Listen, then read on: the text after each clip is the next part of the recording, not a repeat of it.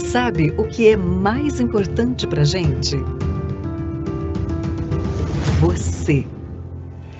Você é o protagonista da nossa trajetória. É com você que caminhamos. É ao seu lado que ficamos. E é o seu futuro que ajudamos a construir. Trazemos conosco a experiência de 30 anos em Previdência.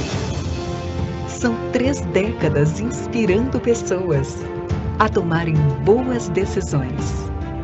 E por saber que o futuro começa hoje, é que atuamos no presente, com excelência, integridade e transparência, garantindo hoje a segurança que você precisa na construção do seu patrimônio para o futuro.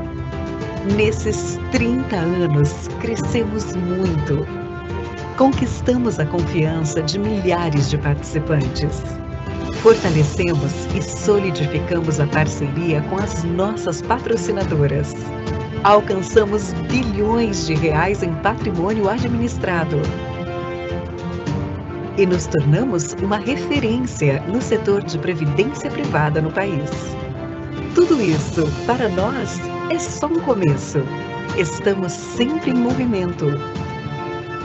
Levamos com a gente a segurança e a experiência de toda uma caminhada, mantendo uma atitude jovem, curiosa e inovadora, buscando sempre a excelência nas nossas soluções para proporcionar para você a conquista de qualidade de vida e bem-estar hoje e amanhã.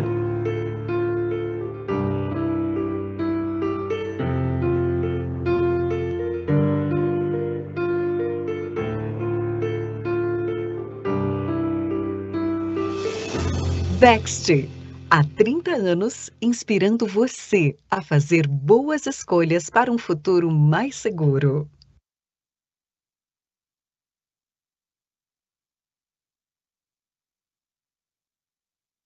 Bom dia a todos, muito bem-vindos a mais um episódio do Conversa com a Vext. Eu sou Vinícius Narciso, diretor de investimentos e finanças da Vext. E antes da gente falar um pouco da agenda que a gente tem hoje, eu vou passar algumas orientações gerais para vocês, tá?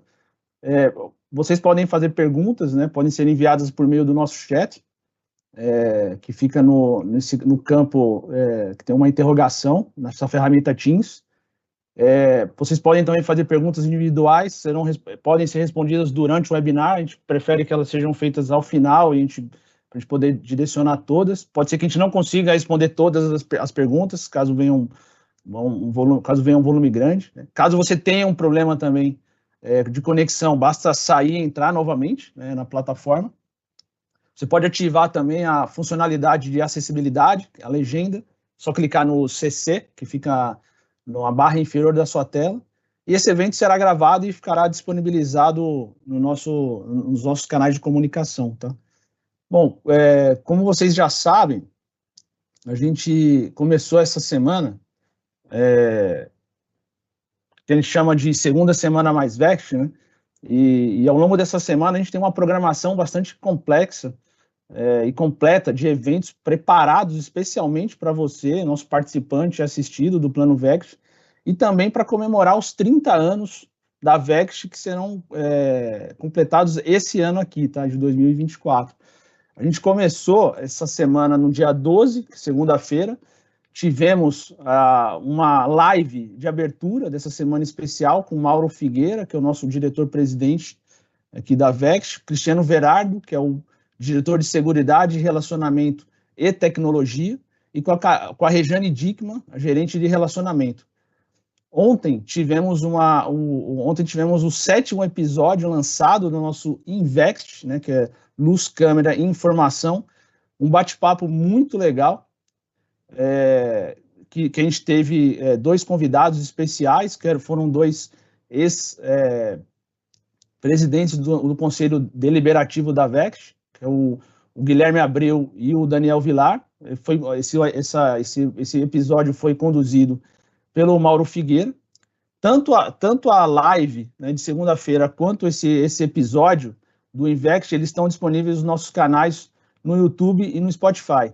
E na segunda-feira, quando a gente fez a live de abertura, né, da semana, a gente tinha colocado para vocês um presente, né, que foi um acesso, né, à plataforma do programa da Super Rico, uma plataforma gratuita de consultoria individual e intransferível, né, com planejadores financeiros profissionais que irão apoiar, né, os participantes, quem quiser participar, com ferramentas, né, para sua organização financeira. Então, nesse QR Code que está na tela, você pode concorrer a esse presente, né, são 2.000 acessos, no portal que é jornadabemestarfinanceiro.com.br. Lá você tem o regulamento desse programa, da Jornada Bem-Estar Financeiro da VEX, e muitas outras informações, tá? Recomendo a todos que acessem essa plataforma. São só 2.000 acessos, então, dentro do regulamento tem todas as regras, né? Então, como a gente abriu esse programa bastante interessante na segunda-feira, recomendo a todos que entrem para não perder essa oportunidade, tá? Aí, hoje, a gente tem aqui o webinar 2 em 1. Comigo aqui vai ter uma participante especial, vou comentar dela daqui a pouco, né? E aí, junto com como a gente faz trimestralmente, eu vou falar rapidamente aqui dos resultados dos 7 primeiros meses desse ano, né? E a convidada especial é a Daniela Bandeira, economista da nossa parceira Super Rico, que irá nos brindar aqui com uma palestra sobre jornada da saúde financeira, vai ser um momento bem interessante, onde ela vai trazer algumas questões relacionadas aqui ao programa de educação financeira e previdenciária. Eu vou deixar que ela se apresente mais no final. Amanhã a gente vai ter... Amanhã a gente vai dar continuidade a esse programa de educação financeira, o tema ainda dentro da saúde financeira. No nosso programa de educação financeira, teremos às 10 horas uma palestra online do Gustavo Cerbasi, um profissional bem conhecido no mercado, né, também da Super Rico, onde ele vai trazer bastante elementos sobre escolhas inteligentes para o seu bolso e para a sua vida. Essa palestra do Gustavo, ela não ficará gravada, tá? Então, recomendo que todos participem fortemente, né? Ela infelizmente, não vai ficar gravada, então, quem ainda não se inscreveu, recomendo que faça essa sua inscrição. E na sexta-feira, para fechar essa semana, a gente vai ter um quiz online, que vai ser conduzido pelo Cristiano Verardo, para testar os conhecimentos, né, dos participantes e dos nossos assistidos sobre a VEX, e vai concorrer a prêmios também, tá? Recomendo que todos participem. No nosso website tem todo o caminho, né, dos eventos. Basta se inscrever e no caso da sexta-feira vai ter até prêmios, tá? Será bem interessante. Então, como a gente faz a cada 3 meses, né, partindo aqui para a parte de resultados, como a gente faz a cada 3 meses, vou trazer aqui basicamente o desempenho dos nossos perfis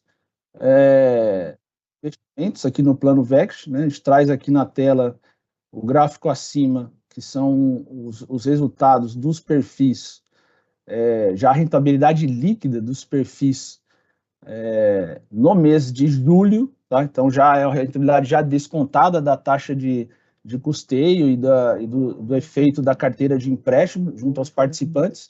Então dá para ver bem ali que foi um mês bem interessante para os perfis com maior risco, né? Uma vez que as classes de ativos com maior risco, por exemplo, renda variável, ações, títulos públicos atrelados à inflação, tiveram comportamentos superiores ao próprio CDI no período. Então, por isso que os perfis no mês de julho, dá para ver bem ali que ele está com uma dinâmica crescente de rentabilidade.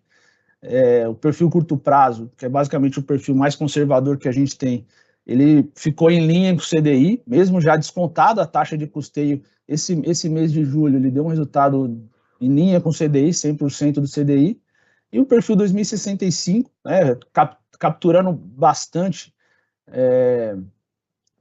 desempenho da nossa alocação em bolsa, nossa alocação em ações no Brasil e também investimentos globais, né, investimento no exterior, investimentos em títulos públicos atrelados à inflação, também teve um comportamento bastante interessante, tá? Quando a gente olha o gráfico abaixo, que é o gráfico da rentabilidade no acumulado dos 7 primeiros meses desse ano, né, que é a rentabilidade de janeiro a julho desse ano, a gente vê um comportamento diferente, né, quando a gente viu julho. A gente vê os perfis tendo retornos decrescentes, né, na medida que os perfis vão ficando mais longos, muito em função das alocações, né? Lembrando que os perfis mais longos têm mais posição em ativos de risco, tem mais posição em bolsa, tem mais posição em multimercado, investimento global. E aí, na medida em que a gente consegue ver, por exemplo, ali que o Ibovespa, nesses 7 primeiros meses, ele teve um comportamento, ainda está acumulando um comportamento negativo, olhando até o final de julho, né? O Ibovespa, por exemplo, caindo quase 5%, como os perfis mais longos, eles têm essa participação maior nesse tipo de investimento. Naturalmente, como esse Ibovespa ficou negativo, o IMAB, que são, né, títulos públicos atrelados à inflação, também tem comportamento abaixo do CDI, esses perfis ficaram com resultados piores, tá? Não, os resultados não foram tão piores exatamente pelo racional que a gente adota aqui na estratégia de investimentos, de diversificar esses perfis, né? E lembrando que perfis são carteiras de investimentos estruturadas. Na medida em que se as carteiras são diversificadas, a gente também tem posição em investimento no exterior. E como dá para ver bem, nesses 7 primeiros meses, o S&P 500 em dólar, que é um dos principais índices da Bolsa Americana, teve um comportamento excelente, né? A Bolsa Americana, o S&P subiu 16,7%, além do próprio benefício da variação cambial, que agrega valor nesse caso, né? Dado que você tem exposição a câmbio e o dólar valorizou em relação ao real. Então, dado que existe, que a gente tem uma posição também importante nesses perfis mais longos em investimento no exterior, acabou compensando um pouco a queda do Ibovespa nesse período, por isso que os perfis mais longos ali, eles estão em campo positivo, então todos eles estão em campo positivo, poderiam ter sofrido mais se a gente não tivesse, por exemplo, essa posição no exterior. Então é muito importante, né, é o que a gente sempre reforça aqui para todos os participantes, entender a característica do nosso perfil, porque muitas vezes você tem uma classe que vai bem, uma classe que vai mal, e é exatamente isso que gera aí a consistência dos resultados dos investimentos no longo prazo, né? A gente não tem a pretensão de acertar todo mês todas as classes, é exatamente ter essa composição para gerar a maior consistência possível nos resultados e reduzir o máximo que der a volatilidade, tá? E até para privilegiar aqui a palestrante, né, que vai falar daqui a pouco com a gente, eu não vou falar aqui agora de mercado, de cenário, e aí, para você participante, fique extremamente à vontade para entrar em contato conosco nos nossos canais, se quiser aprofundar mais sobre os resultados dos investimentos, a gente discutir sobre cenário, sobre perspectiva, então entre em contato, que aqui o foco a gente vai realmente dar essa atenção à jornada do bem-estar financeiro, tá? Aí lembrando você, participante, que a gente tem aqui na Vext duas campanhas, né, duas janelas de migração de perfil. Então, a próxima janela, a gente está agora aqui em agosto, a próxima janela de alteração de perfil vai acontecer agora em outubro, né? Então, durante o mês de outubro, você participante tem aí a opção de avaliar se o seu perfil que você está é o mais adequado, dado o seu momento de vida, seu momento de carreira, e aí você, eventualmente, podendo alterar esse perfil, o novo perfil entra em vigor a partir de 1º de janeiro, né, de 2025, e aí vai ficar vigente até você tomar a decisão de alterar de novo. E aí, se você não quiser alterar nessa janela aqui, caso você não queira ou ainda está em dúvida, né, evidente que a gente está aqui para apoiar você, mas se você tendo essa possibilidade de alterar, não tendo a possibilidade de alterar agora em outubro, você vai poder fazer isso, caso queira, na outra janela que ocorre também todo mês de abril. Lembrando que quem faz alteração de perfil no mês de abril, o novo perfil entra em vigor dia 1º de julho do mesmo ano que você faz a alteração, tá? Então, basicamente é isso que eu queria passar. Agora eu vou Eu vou passar a palavra para a Daniela Bandeira, ela vai colocar a apresentação dela e vai falar um pouquinho aí sobre jornada do bem-estar financeiro. Bom dia, Daniela, fica à vontade para falar, te agradece bastante a sua participação. Bom dia, Vinícius, bom dia a todos. Eu é que agradeço a oportunidade de estar aqui nessa conversa hoje com vocês e de estar participando nessa semana sensacional que a Vext promove, que é a Semana Mais Vext. Então, eu realmente fico muito contente que vocês estejam recebendo essa oportunidade e esse incentivo para pensar no bem-estar e nas finanças.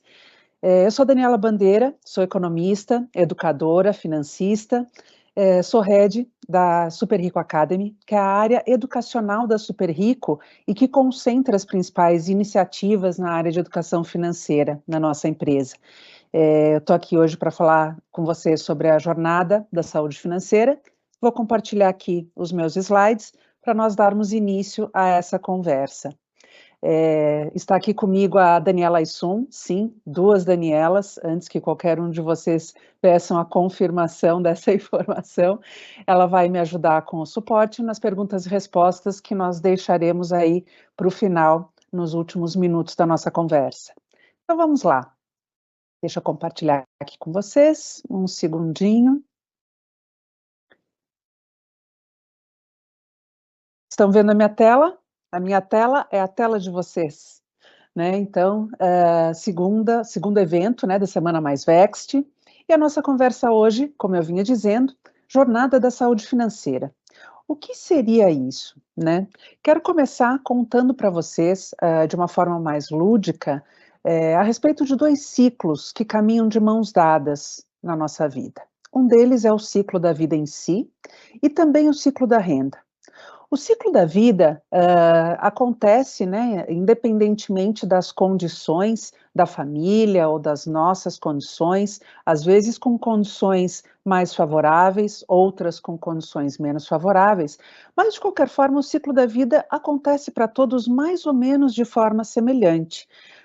O ciclo da nossa vida inicia quando nós chegamos no mundo, né, e somos recebidos pelas preparações que os nossos pais já vinham fazendo para nos receber.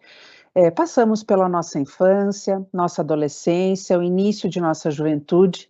Em algum momento, às vezes mais precoce, outras vezes mais tardio, mas em algum momento nos colocamos sobre as nossas próprias pernas, o que significa que vamos buscar o nosso desenvolvimento profissional e começar a ter o nosso sustento, algumas vezes por meio do nosso sustento, né, por meio da nossa renda, passamos a ajudar os nossos pais ou a nossa família.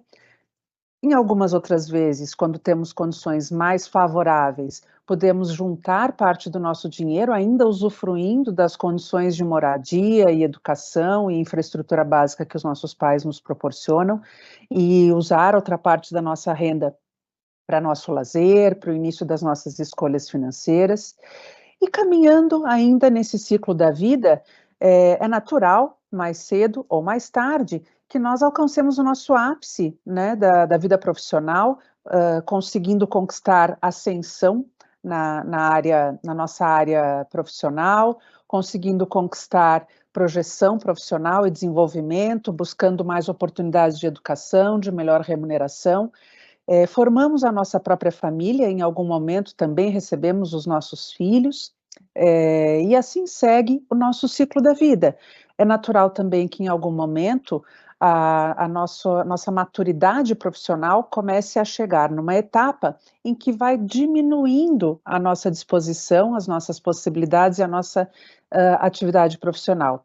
E seja porque está se aproximando a fase de aposentadoria, ou seja, porque nós estamos realmente diminuindo por nossa livre escolha o nosso envolvimento com a atividade profissional.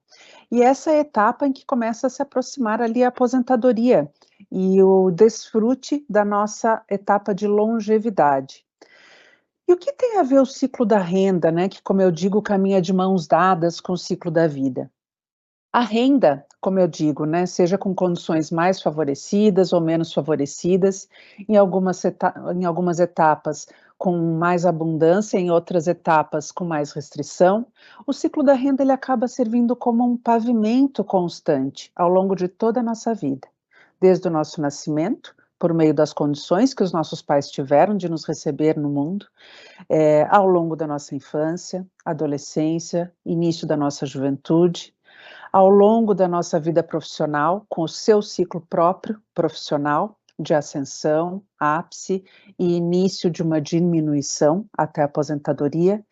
E boa parte do nosso ciclo da renda, principalmente depois que nos colocamos sobre as nossas próprias pernas, acabam sendo resultado das nossas ações, das nossas escolhas, dos nossos hábitos, do nosso estilo de vida, das nossas escolhas de consumo e do nosso comportamento em relação ao dinheiro. Então, para que esses dois ciclos caminhem de mãos dadas de forma saudável e sustentável, eu quero apresentar aqui para vocês os principais pilares das finanças pessoais que configuram aqui a nossa jornada de saúde financeira.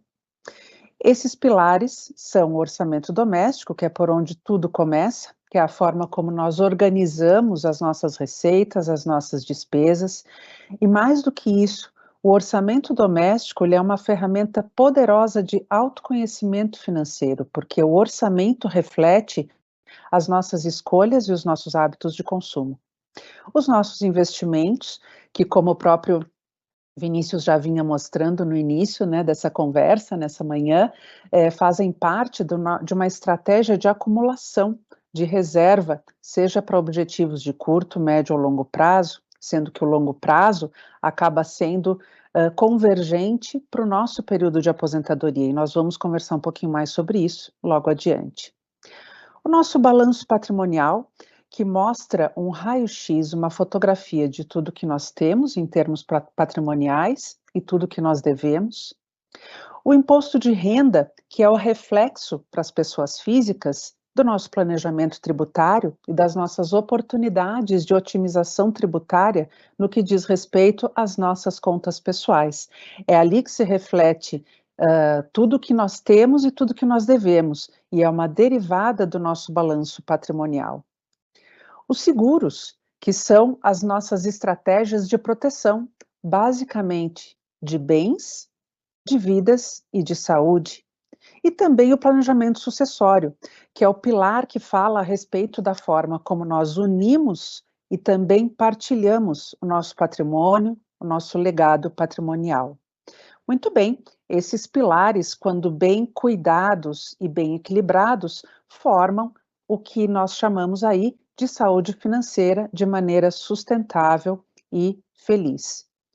Então vamos nos aprofundar um pouquinho sobre cada um desses pilares. Quando nós falamos de longevidade, nós estamos falando de algo que todos nós buscamos e já viemos buscando através de várias gerações. A ciência é uma das principais responsáveis por nos garantir excelentes condições de longevidade em comparação, por exemplo, a 2 ou 3 ou 4 gerações anteriores, ou até mesmo muito mais tempo anteriormente. Vocês bem sabem que a expectativa de vida hoje é muito mais longeva do que foi para os nossos avós, por exemplo, né? Colocando aqui em pauta gerações com as quais nós tivemos contato, como a dos nossos pais e as dos nossos avós. Porém, a longevidade tão desejada e tão possível, tão real nos dias de hoje, na nossa geração, ela traz um risco, que é justamente o risco de termos que ter um plano financeiro também longevo, para sustentar de forma digna e confortável a longevidade da nossa saúde e do nosso bem-estar. Então, né, mostrando aqui para vocês algumas estatísticas recentes aí dos últimos 2 anos, a cada 100 brasileiros, né, apenas 1%, ou seja, apenas um brasileiro se torna independente financeiramente depois que deixa a sua atividade profissional, ou seja, depois que se aposenta. E o que é ser independente financeiramente? É ter condições de se sustentar com os seus próprios recursos, seja por meio da sua previdência pública, por meio da sua previdência complementar, ou por meio do seu patrimônio acumulado durante a etapa economicamente ativa, ou seja, durante a etapa em que estavam trabalhando e gerando renda do trabalho. Então, poder se sustentar sem precisar recorrer à ajuda de familiares, à ajuda de programas assistenciais, ou à ajuda dos próprios filhos, poder se sustentar como resultado de suas decisões financeiras durante o período economicamente ativo, significa ser independente financeiramente durante a aposentadoria. E um outro dado curioso, né, que as pesquisas nos mostram, é que se nós pensarmos numa pirâmide etária, nós tínhamos aí há 70 anos atrás, por exemplo, a base da pirâmide etária, uma base larga, um formato tradicional de pirâmide mesmo. E o pico da pirâmide, que eram as pessoas mais velhas, né, mais idosas, com uma quantidade menor de pessoas, ou seja, apenas 5% das pessoas mais velhas compunham esse pico de pirâmide. Se pensarmos de hoje, 70 anos para frente, por outro lado, nós vemos que as expectativas são quase de que essa pirâmide se inverta completamente, como se fosse uma pirâmide de cabeça para baixo. Ou seja, a base da pirâmide formada por pessoas jovens menor, né, no formato do pico da pirâmide, de cabeça para baixo, e lá em cima, muito mais pessoas longevas, idosas, da meia idade para frente, formando uma quantidade muito maior de pessoas maduras do que era há 70 anos atrás. Ou seja, pelos números, 40%, ou seja, quase metade da população, 70 anos de hoje para frente, provavelmente serão com 60 anos ou mais, ou seja, até mais do que a idade que a gente chama de meia-idade, que é entre os 40 e 50 anos. Muito bem, o que isso nos diz? Isso confirma a ideia de que é urgente pensarmos hoje na longevidade das nossas condições financeiras para o amanhã. Vamos passando aqui um pouquinho adiante e voltando num daqueles pilares que eu apresentei para vocês inicialmente, né, de saúde financeira, que é o orçamento. Aqui é algo bastante intuitivo, receitas menos despesas e o saldo. Porém, como eu falei, é um instrumento poderoso de autoconhecimento, mas também um instrumento poderoso que nos permite fazer priorizações a respeito do que é importante ou do que é menos importante para nós e para nossa família, em termos de despesas, de estilo de vida, de escolhas de consumo.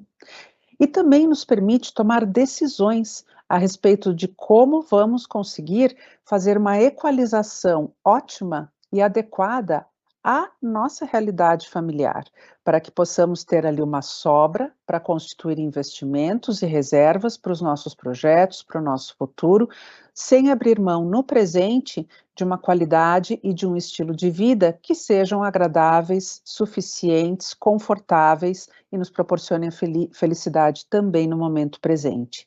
Esse equilíbrio que é exercitado por meio do orçamento familiar é um equilíbrio desafiador para todos nós. Então, como se constituem as receitas, por exemplo, né, desse orçamento? Como se constitui a parte positiva, que são as entradas que alimentam o nosso orçamento, com prioritariamente a nossa renda, né?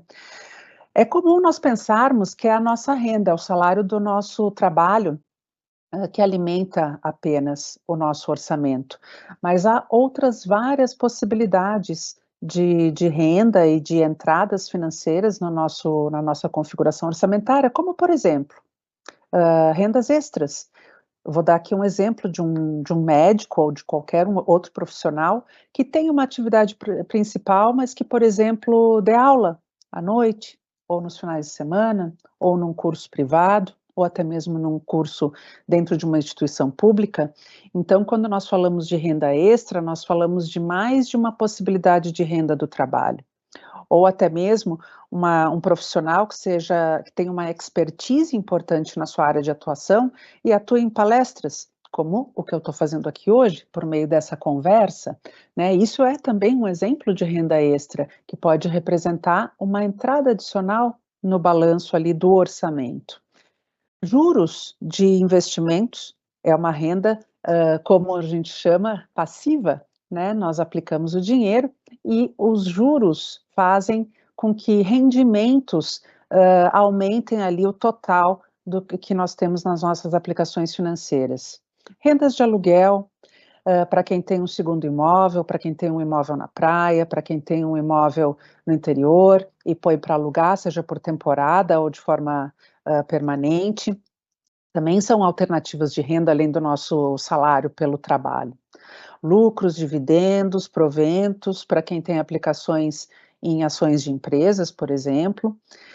Royalties, como é o exemplo do próprio Gustavo Cerbasi, né, de quem o Vinícius comentou no início, que é um dos sócios da Super Rico. Como vocês devem saber, ele escreve livros, ele é um autor também de livros, e ele recebe royalties pelos direitos autorais. Previdência pública, previdência privada, essas também são fontes de renda, principalmente voltadas estrategicamente para o nosso futuro e para aquele período sobre o qual nós estávamos comentando agora há pouco, que é o período nosso de aposentadoria e de longevidade.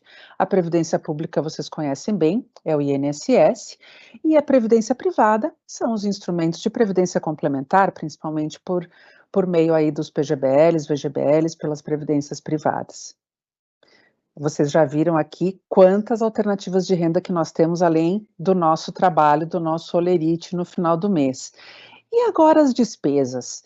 As despesas acabam sendo configuradas num volume de linhas e de classificações, um volume muito maior, porque nós temos despesas aí voltadas à nossa moradia, à educação, à alimentação, a lazer, saúde, transporte, então acabamos tendo aí muito mais classificações para qualificar as nossas despesas, pensando ali aí no orçamento, que foi o primeiro pilar sobre o qual nós estávamos conversando.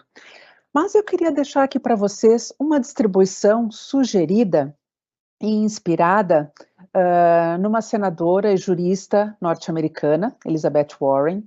Ela concebeu um modelo orçamentário aqui de despesas, né, voltado às despesas, que é muito adotado, não é escrito na pedra, claro, né, como uma regra, uma ordem ou uma forma única de sucesso, mas serve como um termômetro para que vocês possam se inspirar na hora de revisar o orçamento e principalmente a parte de despesas de vocês. Essa distribuição é a popular 50-30-20, em que 50% do orçamento destinado ali às despesas estivesse distribuído para despesas essenciais, que configuram, claro, moradia, habitação, saúde, educação, transporte, seguros. 30% destinados a despesas sociais, por meio aí de bares, restaurantes, opções de lazer, assinaturas, jogos, canais de televisão, streaming, viagens, e 20% do orçamento de despesas destinado a financiamentos, como, por exemplo, o imobiliário, ou até mesmo financiamentos educacionais, que costumam ser financiamentos que vão proporcionar no futuro para vocês um retorno, né, ao contrário do financiamento de consumo, que acaba não proporcionando retorno e sim endividamento, e investimentos em si, que são as reservas, né, para aqueles projetos aí de curto, médio e longo prazo. Gostaria também de falar para vocês a respeito do saldo. Quando, apesar de todo esse trabalho ali de identificação de receitas e despesas é feito, e o saldo ainda assim é negativo, o que acontece? Enfrentamos aí situação de endividamento. Quando o saldo é negativo, gente, ele acontece por diversas razões. Pode ser por razões que estão no nosso controle, e por meio da educação financeira, temos também o controle de reverter a situação, como, por exemplo, não ter um orçamento planejado, não ter um orçamento ou um mapa ali de receitas e despesas bem feito, né, e bem combinado com os membros da família. E não ter um planejamento, não ter um mapeamento, faz com que a gente possa ter diversos pequenos parcelamentos simultâneos que ganham uma dimensão que acaba saindo do nosso controle. Um comportamento de escolhas de consumo, muitas vezes consumo não planejado, compras impulsivas, sem pensar, de coisas que depois nós nos damos conta de que não precisávamos tanto assim. Mas há fatores também que são involuntários e que nem sempre estão no nosso controle e que nós chamamos até de imprevistos, como, por exemplo, uma situação de desemprego de um dos cônjuges, né, numa família, por exemplo, em que 2 cônjuges trabalhem e dividam ali as responsabilidades pela renda da família.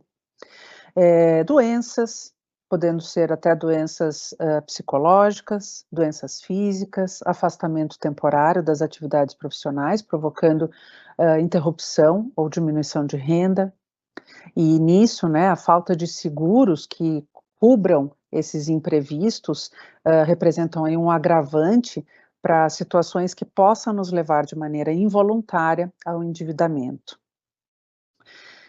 Existem aí no mercado algumas armadilhas, né, que nos pegam nesses momentos aí de vulnerabilidade, seja por razões, impensadas e mal planejadas, que estão no nosso controle, seja por razões involuntárias, como, por exemplo, a facilidade que nós temos de acesso ao crédito por todas as formas, desde um simples cartão de crédito, uma simples ampliação de limite de compras no cartão de crédito, que pode nos levar a uma situação de não conseguir mais pagar pela nossa alavancagem de consumo no cartão de crédito, até mesmo qualquer outra opção aí de contratação de empréstimos e financiamentos nas instituições financeiras, né, uma facilidade grande que acaba nos pegando aí como uma armadilha no momento de vulnerabilidade, financeira. Outra armadilha importante é a questão da taxa de juros, assim como os nossos investimentos rendem e nos deixam bastante feliz com os resultados financeiros, até como o Vinícius vinha mostrando lá no início, né, a respeito da rentabilidade aí das carteiras de vocês, essas taxas de juros também atuam nos nossos empréstimos e nos nossos financiamentos, fazendo com que as nossas dívidas, né, aquilo que a gente deve, ainda que nós não estejamos inadimplentes, mas fazendo com que aquilo que a gente deve aumente e normalmente em taxas superiores àquilo que a gente recebe pelos nossos investimentos. Situações aí, tristes e lamentáveis, né, de fraude, nós somos vulneráveis a cair nesse tipo de situação e isso vem acontecendo cada vez com mais frequência e cada vez mais com pessoas perto de nós mesmos, se não com nós próprios, né. E o efeito cascata das nossas escolhas de vida, né, por exemplo, morar num bairro mais caro, ou adotar hábitos de consumo que acabem implicando em consumos secundários, né, e que nos levem a um inchaço, né, uma oneração maior do orçamento como um todo. Quero trazer para vocês um exemplo, apenas para finalizar essa questão do orçamento, quando negativo, que é o custo do crédito hoje, né. Por exemplo, o crédito mais caro hoje é o do cartão de crédito, seguido logo do cheque especial, e que são opções de crédito que estão muito à nossa mão, que estão muito fáceis para contratação.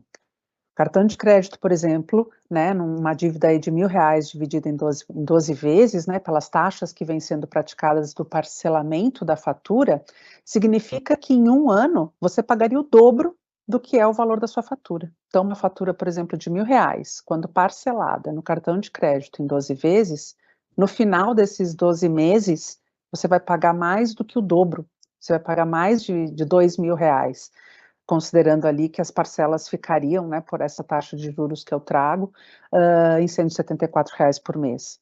Daí vocês podem pensar, puxa, mas se eu tenho uma fatura de R$ 1.000, eu posso pagar 174 por mês? Isso aí desonera meu orçamento, né? Sim, mês a mês, com certeza. Mas no final de 12 meses, em vez de ter pago aqueles R$ 1.000, você vai estar pagando mais de R$ 2.000, mais do que o dobro, conforme a taxa de juros de parcelamento de cartão de crédito aplicada. O outro exemplo do cheque especial, há uma taxa aí de 8% ao mês, se você parcelar, por exemplo, o cheque especial em 12, né, de R$ 1.000 em 12 vezes, né, em 12 parcelas, no final desses 12 meses, você vai estar pagando aí cerca de R$ 1.600 no total, ou seja, menos que o dobro, que foi o caso do cartão de crédito, mas ainda assim, uma multiplicação muito grande e substancial se você olhar o seu orçamento estrategicamente no período de 12 meses, de um ano, e não apenas olhando a parcela que vai sair do seu bolso naquele mês especificamente.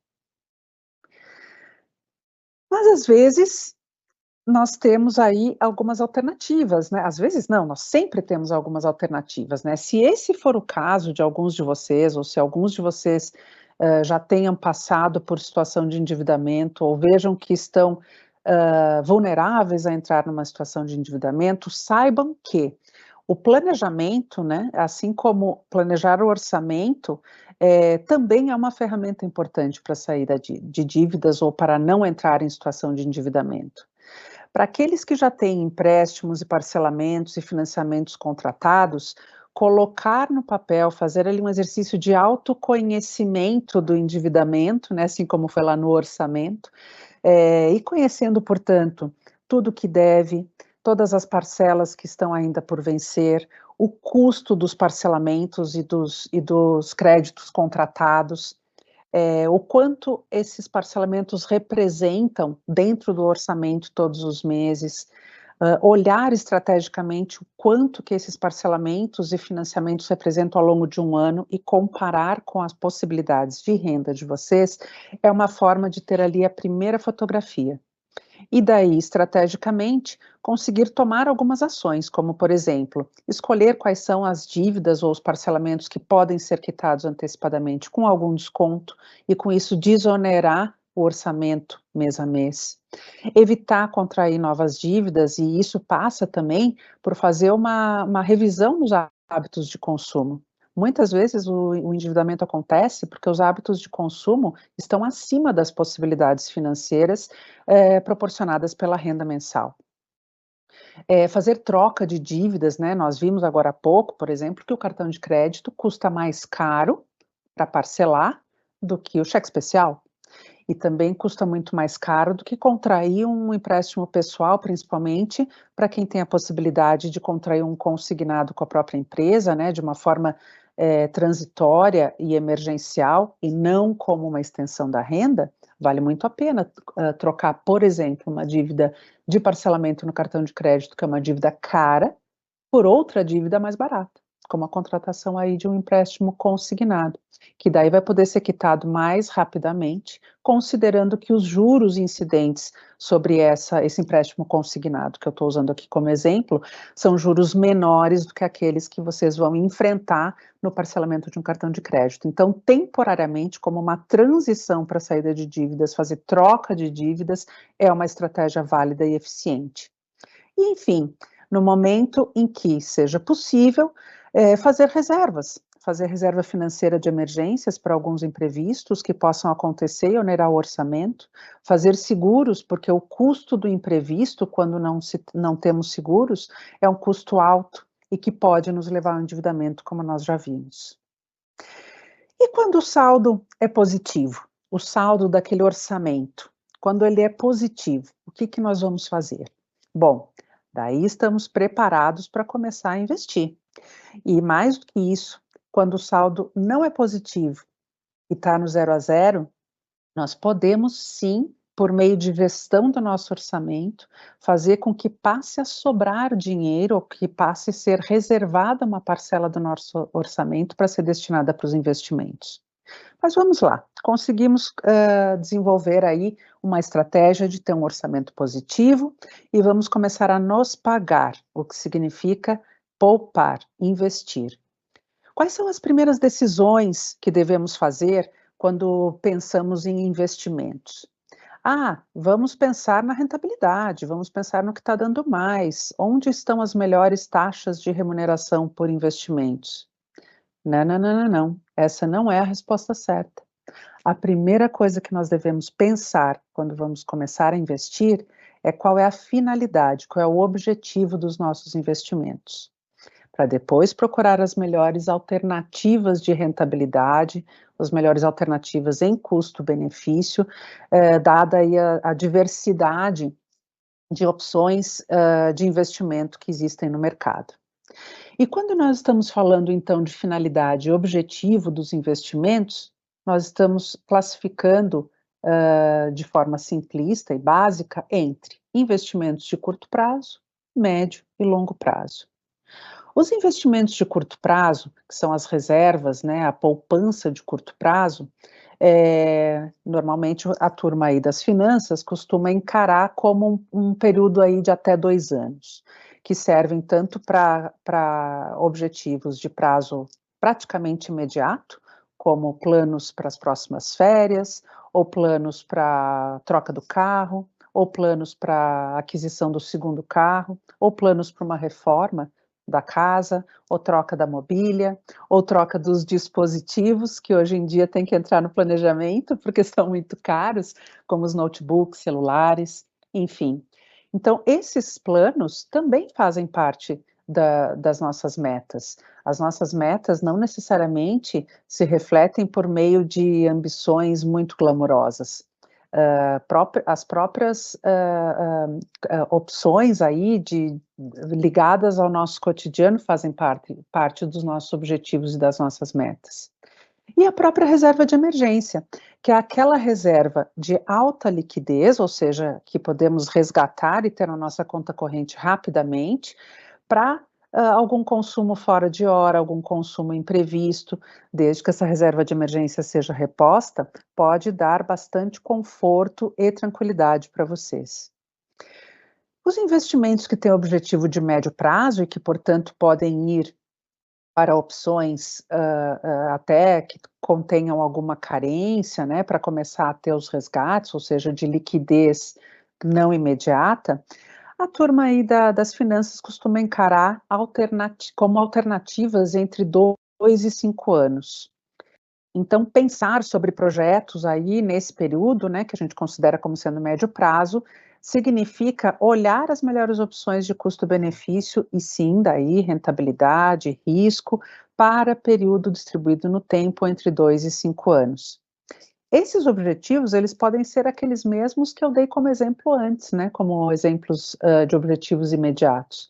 Podem ser trocar o carro daqui a 4 anos, daqui a 5 anos, pode ser ter um filho que vai atingir a maioridade dentro de um período aí de 3, 4, 5 anos, e eu gostaria de presenteá-lo com uma viagem especial, ou até mesmo com um carro, como era o hábito há um bom tempo atrás, não sei se esse ainda é o hábito, né, presentear o filho com um carro, mas enfim, de qualquer forma, o importante aqui é mostrar para vocês que os objetivos, também os de médio prazo, eles acabam estando dentro das nossas escolhas e do nosso conforto cotidiano, não necessariamente na concepção de um objetivo muito glamuroso. E os objetivos de longo prazo, que normalmente acima de 5 anos, e o longo prazo, ele vai até a nossa longevidade toda. O objetivo de longo prazo mais tradicional é a aposentadoria. É justamente aquele momento em que nós vamos parar de trabalhar ou diminuir a nossa atividade profissional, para ter mais liberdade, ou seja, poder fazer atividades que, ainda que sejam remuneradas, sejam pela nossa escolha e não pela necessidade de cumprir com as obrigações de uma carreira para constituir renda. E também a nossa aposentadoria, em que podemos aí parar totalmente de trabalhar e viver da renda daquela lição de casa que nós fizemos, né, daqueles investimentos, daquela preparação que nós fizemos durante o período economicamente ativo, o período de trabalho. E é claro que a estratégia mais comum e mais usada e talvez a mais vantajosa de preparação para esse projeto de longo prazo é por meio aí das previdências complementares. Muito bem. Vamos falar um pouquinho sobre perfil de investidor. O mercado, né, acabou regulamentando a necessidade de que os investidores se declarem conforme o seu perfil de investidor. Essa autodeclaração, ela é dividida de forma bastante simplista entre 3 perfis. Esses perfis, eles dizem respeito à tolerância a risco e à previsibilidade de rentabilidade. Os perfis de investidor conservadores, por exemplo, né, as pessoas que se declaram conservadoras, elas toleram pouco o risco e elas se sentem mais confortáveis e mais seguras com maior previsibilidade de rendimentos. Um exemplo de investimentos ou de escolhas de investimento, por exemplo, para esse perfil, são aquelas aplicações financeiras que proporcionam aí o retorno do CDI, que é a nossa taxa básica aí da economia de remuneração. Por quê? Porque a previsibilidade de remuneração é maior, o risco é menor. Portanto, 2 fatores compatíveis com um perfil conservador. O perfil de investidor moderado é aquele que tolera moderadamente o risco e ele é capaz de ter uma previsibilidade de retorno mais flexível. Ele é capaz, por exemplo, de encarar um investimento que performe melhor num mês e que no outro mês seja alvo de uma performance pior por conta de um acontecimento da economia, enfim, mas que tenha a expectativa de no terceiro mês recuperar a remuneração, ou seja, é um investidor com um perfil que tolera melhor algumas oscilações moderadas na previsibilidade de remuneração de seus investimentos. E o perfil de investidor agressivo, que é aquele que tem uma maior tolerância a risco que os outros dois, né, que eu mencionei até agora, e que tem uma maior compreensão, uma maior resistência em relação à previsibilidade de remuneração, ou seja, ele tolera melhor as oscilações de mercado. Muito bem, quer dizer então que nós temos 3 tipos de aplicação financeira apenas, né? A aplicação financeira que corresponde ao perfil de investidor conservador, ao perfil de investidor moderado e ao perfil de investidor agressivo? Não, como vocês próprios sabem e veem no mercado, há um número grande de possibilidades de perfis de investimento, de perfis de composição de carteiras de investimento que correspondam a cada um desses 3 perfis de investidor. Em outras palavras, para cada um dos 3 perfis de investidor, há uma quantidade grande de possibilidades de composição de carteiras de investimento que correspondam às características daqueles 3 perfis de investidor. Muito bem, dinheiro sobrou, começamos a poupar, nos organizamos e vamos falar um pouquinho mais então, como eu prometi, a respeito daquele projeto que é o projeto tradicional de longo prazo na vida de todos nós, que é o projeto aposentadoria. Já vimos que é necessário ter um plano financeiro mais longo, que corresponda às nossas demandas aí de longevidade de vida, dignidade e conforto. E o instrumento mais tradicional e vantajoso para essa estratégia não precisa necessariamente ser o único, mas é um instrumento que tem que estar presente nos nossos planos de longo prazo, é o instrumento previdência privada ou previdência complementar. E por que isso é vantajoso, né? Será que é apenas um apelo de mercado? Existem aqui algumas razões que eu gostaria de trazer para vocês. Em primeiro lugar, investir em previdência complementar para o futuro proporciona maior possibilidade de reserva no longo prazo. Por quê? Por causa de 2 fatores. Um deles é o diferimento fiscal, ou seja, existe uma vantagem, uma possibilidade de otimização fiscal por meio das contribuições feitas à Previdência, no limite aí de 12% dos rendimentos brutos, no imposto de renda da pessoa física. Isso significa o quê? Que esses 12% de contribuições em previdência fiscal, 12% da renda bruta contribuídos, né, investidos na previdência complementar, no formato ali PGBL, são abatidos da base de cálculo do imposto de renda da pessoa física. Isso significa que vocês vão ter a possibilidade de pagar menos imposto, ou para quem restituir mais imposto, né, se tiver feito contribuições aí para a previdência privada do tipo PGBL. E isso também é válido para quem faz a declaração do imposto de renda no formato completo. No formato simples, não há dedução de base. Então, esse benefício de otimização fiscal acaba sendo inválido, né, inócuo.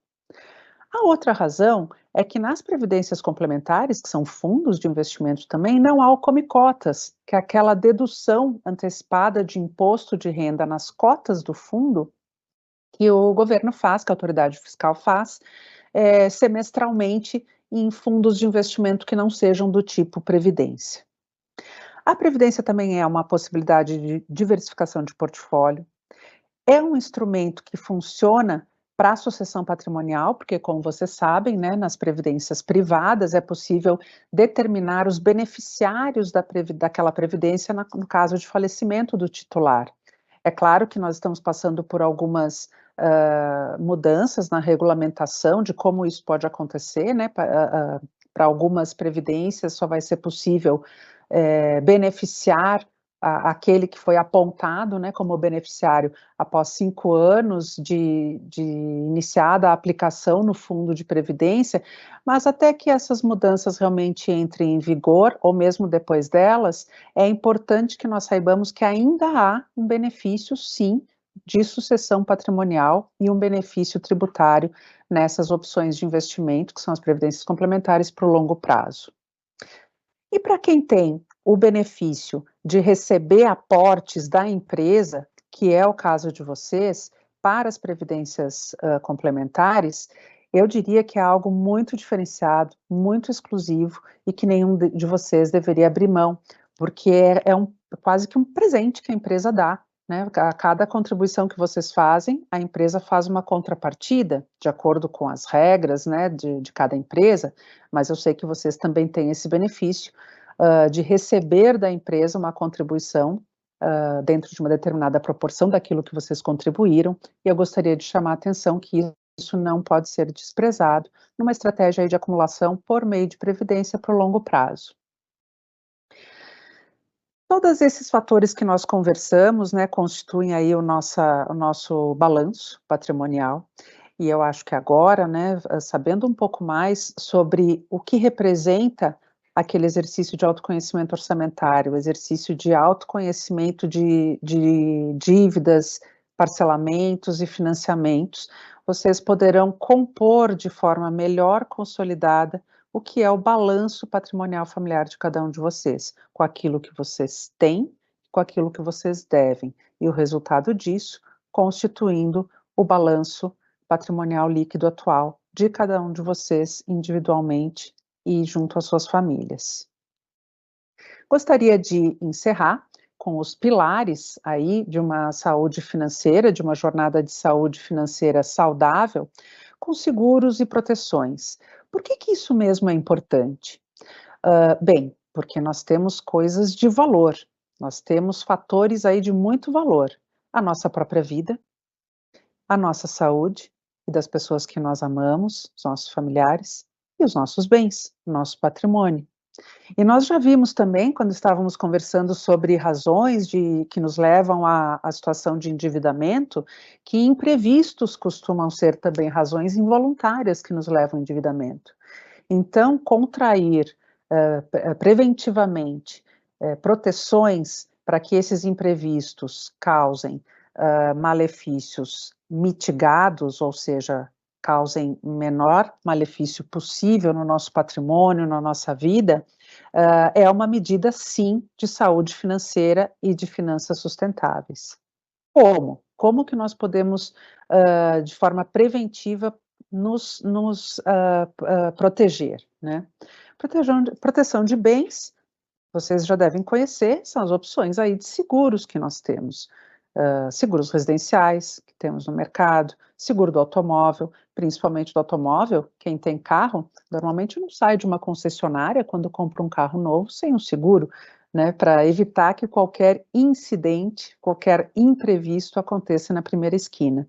É uma forma de proteger bens, a nossa vida e qualquer dano que possa ser causado a outras pessoas que estejam de forma infortunada e envolvidas num incidente. Proteção de saúde, que no Brasil nós temos mais o hábito de ter o convênio médico, mas há também a possibilidade do seguro-saúde, que tem um funcionamento um pouquinho diferente, ambos com o objetivo de nos dar amparo e proteção para a saúde. E a proteção da vida, por meio aí dos seguros de vida, seguros contra doenças, contra invalidez, contra interrupção temporária de renda, seguro até mesmo de responsabilidade civil, para que não haja uma dilapidação de patrimônio, no caso daqueles que são autônomos, que não é o caso de vocês, mas pode ser o caso de alguns familiares, de conhecidos. Então, o que eu busco é que vocês procurem esclarecimento, oportunidades. Na Vext, eu sei que vocês têm iniciativas nessas 3 frentes, tanto na Previdência, quanto na parte de seguros, como também na parte de crédito responsável, né? Crédito sustentável para situações transitórias aí de endividamento. Então, eu deixo aqui um incentivo para que vocês busquem informações, esclarecimento, busquem usufruir dos benefícios que colaboram para a saúde financeira de vocês e para umas finanças equilibradas e sustentáveis. E deixo aqui uma frase que nós gostamos de colocar de maneira inspiracional, de que um objetivo sem um plano é somente um desejo. Ou seja, se vocês desejam ter uma saúde financeira sustentável e feliz, busquem um plano financeiro para se beneficiarem e conseguirem construir aquele pavimento do ciclo da renda de maneira feliz e sustentável para o ciclo de vida de vocês. Eu deixo aqui também o nosso contato e me coloco à disposição em nome da Super Rico. Quero devolver aqui a palavra para o Vinícius, que vai encerrar esse nosso encontro hoje. E antes disso, até quero perguntar para a Daniela se nós tivemos perguntas que eu possa aqui responder nesses últimos minutos. E também deixo o meu agradecimento pela participação de vocês nesse encontro de hoje. Obrigado, Dani Bandeira, né? Excelente oportunidade da gente ver um pouco sobre jornada financeira, né? Você trouxe ali os 6 pilares sobre essa jornada, né, da saúde financeira e também falou que a própria previdência complementar faz parte e que é bom ter, né? E trouxe também ali 6 razões. Você trouxe também a questão do risco de longevidade, trouxe que é basicamente ali uma frase bem interessante, né? Que é o risco de envelhecer antes de enriquecer, que é uma preocupação, né? E aí a gente muitas vezes recebe algumas perguntas dos participantes, algumas interações, e a gente muitas vezes tem o entendimento que o participante, às vezes, ele subestima essa visão de futuro, né? E aí, o que você poderia reforçar para esses participantes que estão aqui conosco, da importância desse planejamento financeiro, olhar não só questões de curto prazo, mas como você bem separou ali, olhar também longo prazo, né? Nessa lógica toda que você trouxe aí. Olha, o melhor reforço que eu posso dar é uma frase que você trouxe no início dessa conversa hoje, que é que a construção do futuro começa no presente. E em termos de instrumentos financeiros sustentáveis, benéficos e muito completos, eu já vou dizer por que completos, é o que eu posso enfatizar realmente a previdência privada. Eu sou uma defensora da previdência privada complementar, não desprezamos a previdência pública, claro, mas também já é de conhecimento de todos que a previdência pública não vai ser suficiente para os anos todos que nós vamos viver até os 100, cento e poucos anos, e com dignidade e conforto. Então, é claro que ter isso no futuro passa por decisões e ações a serem tomadas imediatamente, no presente. E por que a Previdência é uma alternativa completa? Porque além de ser um investimento, né, que tem lá a rentabilidade e tal, com aquelas vantagens que eu falei, né, de não ter o come-cotas, de ter o diferimento fiscal, além disso, é um instrumento de planejamento tributário, que por meio do próprio diferimento fiscal, e é um instrumento sucessório, por meio da designação dos beneficiários ali, no caso de falta do titular. Então, é uma estratégia completa, muito compatível com o longo prazo, e para quem é colaborador por meio da Vext, tem aí um benefício, como eu digo, que é exclusivo, de receber uma contrapartida. Então, eu estou aqui falando de forma muito isenta, porque tudo que eu estou trazendo é fato, e eu deixo isso aí para a ponderação de vocês todos.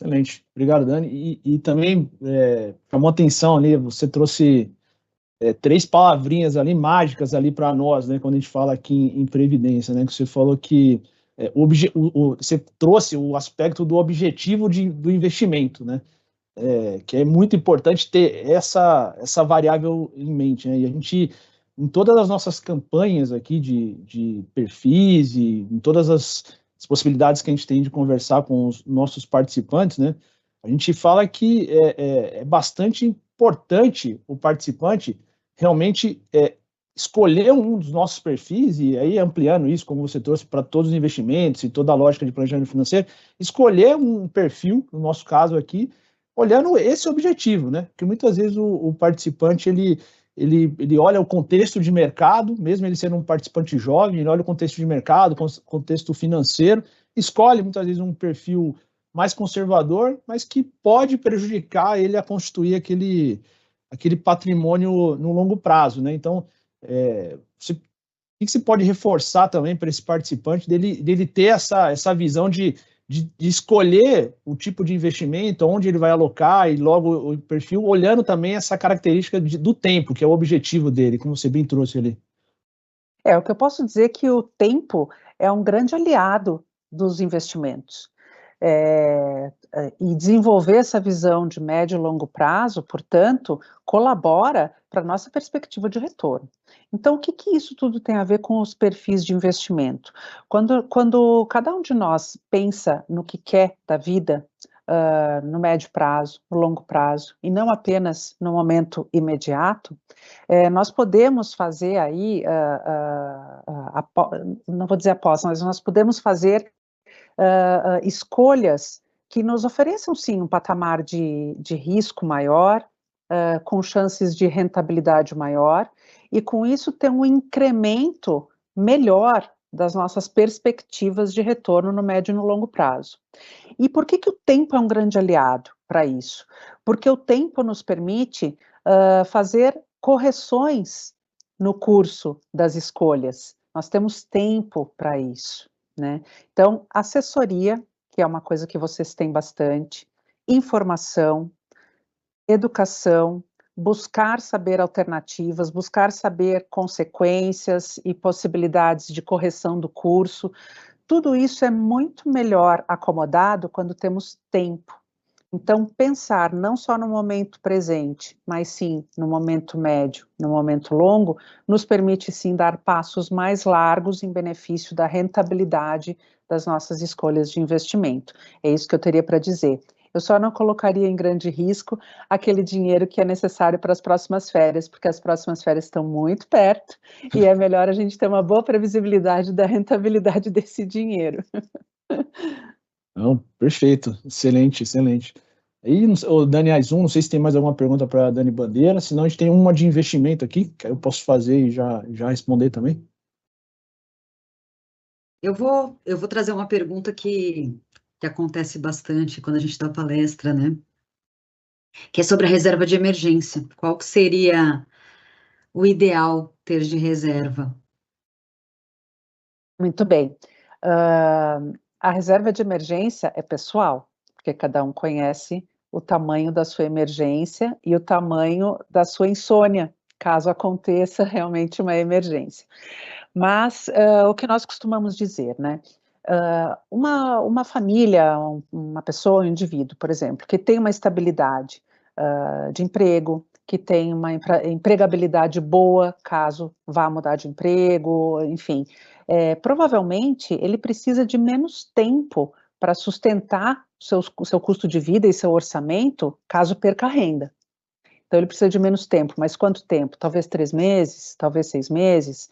Então, a nossa recomendação, num caso como esse, seria de uma reserva de emergência que cobrisse de 3 a 6 meses do custo de vida, do orçamento desse indivíduo ou dessa família.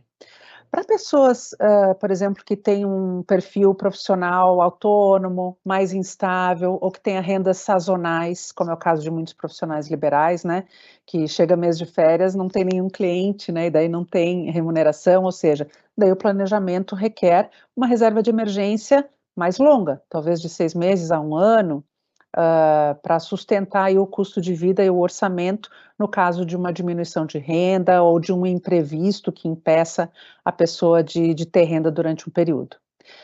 Para pessoas, por exemplo, que vão fazer uma transição de carreira, que é interromper gradativamente um caminho de carreira para migrar para outro caminho de carreira, o que envolve talvez até, às vezes, buscar uma formação adicional, iniciar um curso que vai demorar 1 ano a 1 ano e meio para terminar, trabalhar em paralelo durante algum tempo, enfim, talvez uma reserva de emergência que possa dar tranquilidade e não fazer com que a pessoa perca noites de sono, né, que tenha insônia, seja algo mais longo, uma reserva de emergência que represente aí de 12 a 18 meses, né, de custo de vida, de orçamento. Então, existem números compatíveis com situação orçamentária de cada um, mas mais ou menos esses são os parâmetros que nós usamos, né, por quanto tempo você vai se sentir tranquilo perante a sua realidade de renda, tendo ali uma reserva de como pagar o seu custo de vida e seu orçamento mensal. E você ia perguntar alguma coisa, Vinícius? Você disse que tinha uma pergunta sobre investimentos?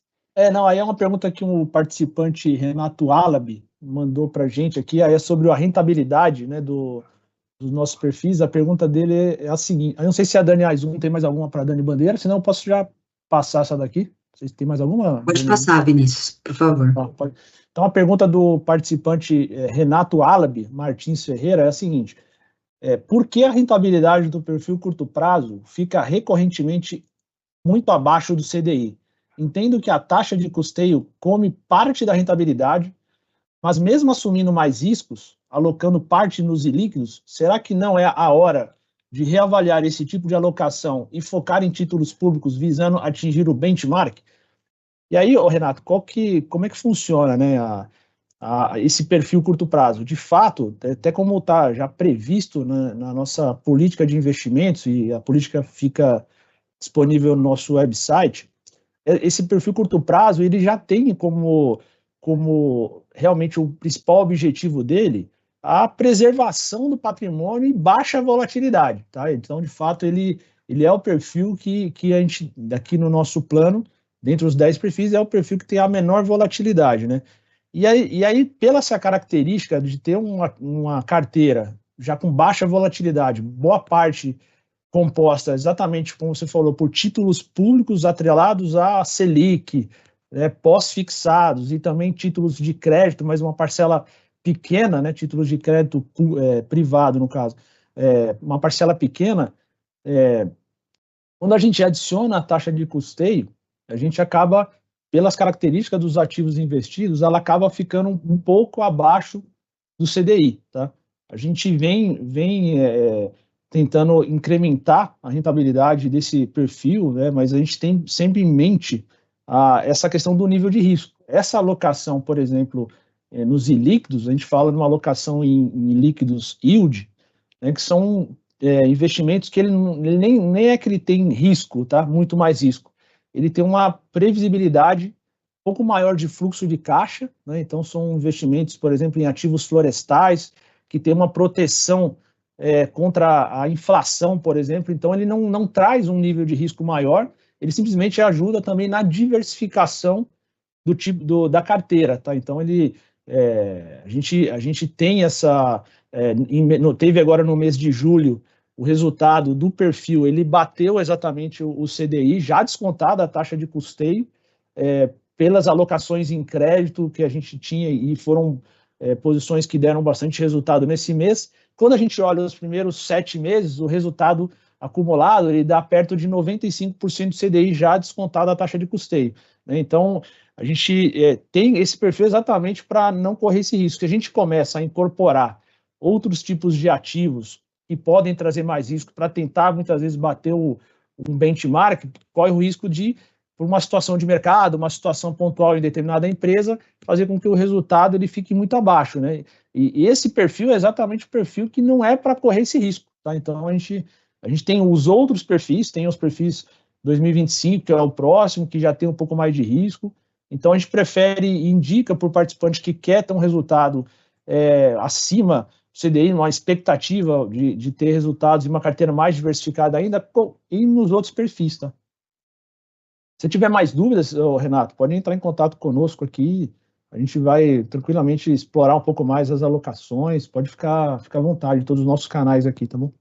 Lembrando, né, nesse QR Code, você, participante que está aqui conosco, concorre, né, ao presente da Vect, lembrando que são 2.000 acessos à plataforma Super Rico, de forma gratuita, né, então o participante não tem nenhum dispêndio com isso. A consultoria, ela é individual, só que ela é intransferível, então ela não pode, o participante que for sorteado, ele não pode repassar, porque se ele repassar e ele também quiser fazer, o acesso é único, então ele vai perder se ele repassar para alguém esse acesso.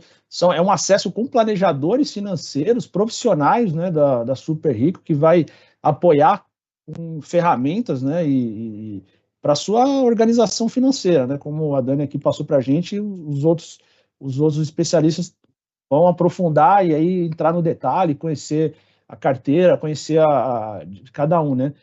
Nesse portal ou nesse QR Code que está na tela, novamente, reforçando, há o regulamento dessa jornada do bem-estar financeiro, então tem todo ali, todas as diretrizes, o regramento, e outras informações, tem perguntas e respostas também, que podem ajudar você a esclarecer, tá? Então, novamente, a gente coloca na tela, para que vocês tenham a oportunidade, de qualquer forma, no nosso website também tem o caminho desse portal, da jornada bem-estarfinanceiro.com.br, então também vocês conseguem ter acesso lá, tá?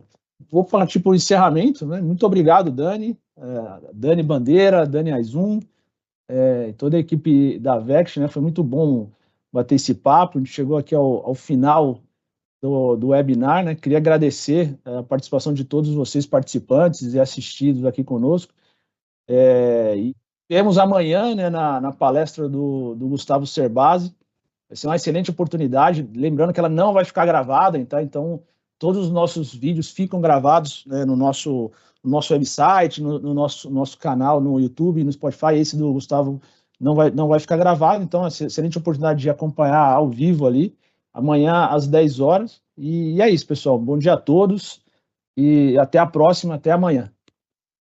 Tchau, tchau. Tchau.